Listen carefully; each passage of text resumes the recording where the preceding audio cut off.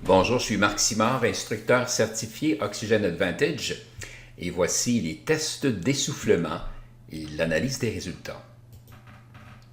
Les deux tests essentiels qu'on va faire aujourd'hui, le premier c'est le TE pour test d'essoufflement ou tolérance au CO2. En anglais, on dit le BOLT, B-O-L-T, pour Body Oxygen Level Test.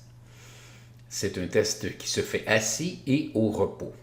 Le deuxième test, le TEM, ou test d'essoufflement maximal. C'est un test qui se fait en marchant. Et finalement, après chacun des deux tests, on va faire l'analyse des résultats, autant pour le TE que le TEM. Le TE, test d'essoufflement ou tolérance au CO2. Assis, au repos depuis au moins une dizaine de minutes, idéalement au lever le matin. On prend une légère inspiration. Inspiration, oui. Légère expiration. Donc c'est vraiment une respiration normale. On pince son nez et on retient le souffle en comptant les secondes. Ça nous prend un chronomètre à la main.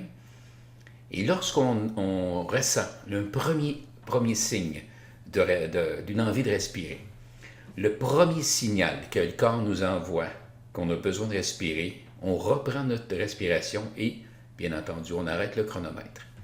Alors, c'est très important de ne pas attendre trop longtemps. C'est-à-dire que lorsqu'on fait ce test-là, après la rétention respiratoire, on devrait être en mesure de respirer d'une façon normale. Alors, on le voit dans le diagramme, dans le bas de l'image. Légère inspiration, expiration, retient son souffle, compte les secondes. Lorsqu'on a une première envie de respirer, la respiration revient normale immédiatement. Et ça nous donne notre résultat de TE. L'analyse des résultats du TE. Si votre résultat est de moins de 5 secondes, ou de 5 secondes et moins, on parle d'une hyperventilation absolument insupportable. Personnellement, je n'ai jamais vu de cas comme ça, mais c'est possible. Si votre résultat est entre 5 et 10 secondes, on parle d'une sévère hyperventilation, on doit agir immédiatement.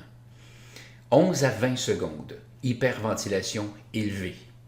De 21 à 30 secondes, hyperventilation modérée. Et je pourrais dire qu'on entre dans une zone où on est un peu moins, où on est plus, c'est-à-dire hors de danger.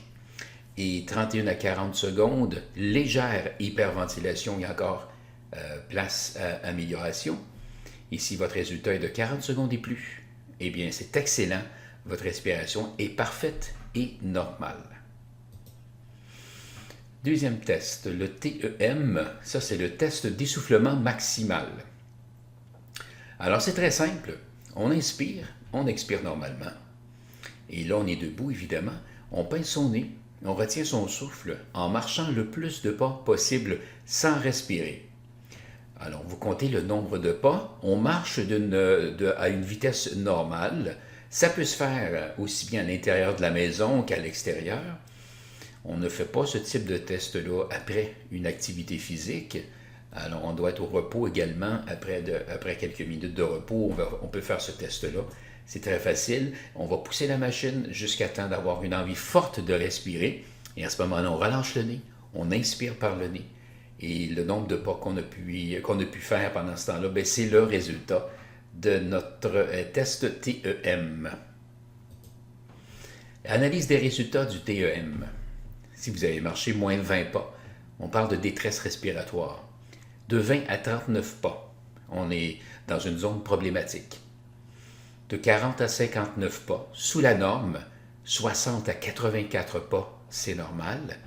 Et 85 pas et plus, c'est excellent. Les athlètes que j'entraîne vont faire 85 pas et plus.